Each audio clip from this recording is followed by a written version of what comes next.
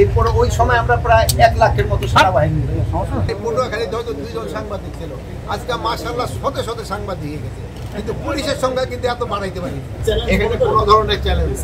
আর আরেকটা আপনি প্রস্তুত করেছিলেন নির্বাচনটা হবে ডিসেম্বর, এটা হবে ফেব্রুয়ারিতে নির্বাচনের ডেটটা ডিক্লেয়ার করে ইলেকশন কমিশন ফেব্রুয়ারির প্রথম সেই দিকতে হবে, রোজার আগে হবে ডেটটা হয়তো ইলেকশন কমিশন।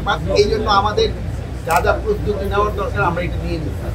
আরেকটা দেশ আপনারা জানেন নির্বাচনটা নির্ভর করে কিন্তু শান্তি শৃঙ্খলা সবকিছু নির্ভর করে হলো মেইন স্টেক হোল্ডার হলো জনগণ যেসব তার নির্বাচনমুখী হয়ে যায় সেসব তাদেরকেও কোনো কিছু ভালো দিয়ে রাখতে হবে। আর নির্বাচন আরেকটা বড় ফ্যাক্টর হয়ে গেছে হলো রাজনীতিক দলগুলো যারা নির্বাচনে যাবে তারা যেসব নির্বাচনমুখী হয়ে যাবে সে সময় কোনো সমস্যা। আমার মনে হয় তারা অলরেডি নির্বাচনমুখী হয়ে গেছে, যেহেতু সবাই তাদের মোটামুটি তাদের প্রার্থীটা কিন্তু নির্বাচন এবার হয়তো আমরা 9 দিনের জন্য আইন শৃঙ্খলা বাহিনী মাঠে নামবে। ইলেকশনের আগে হয়তো 5 দিন, ইলেকশনের দিন একটা 6 দিন, আর পরে ইলেকশনের পরে 2 দিন। এটাও সব নির্ভর করে ইলেকশন কমিশনের উপর তাদের সাথে আলোচনা করতে পারে। আমরা প্রপোজাল দিচ্ছি 9 দিনের জন্য।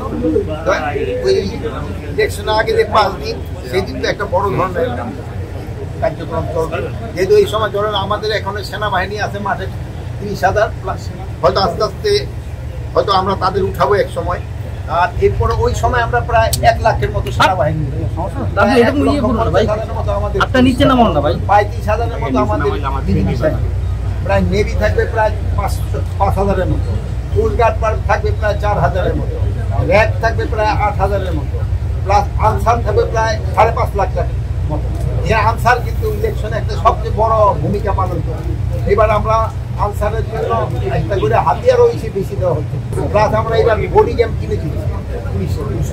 এই জন্য ইলেকশন খুব শান্তিপূর্ণভাবে হবে, এমন কোথাও কোনো রকমের কোনো অসুবিধা নিষ্ক্রিয় থাকে না, পুলিশ প্রশাসনও সক্রিয় থাকে, বাট আপনাদের মতো এত সক্রিয় থাকে না।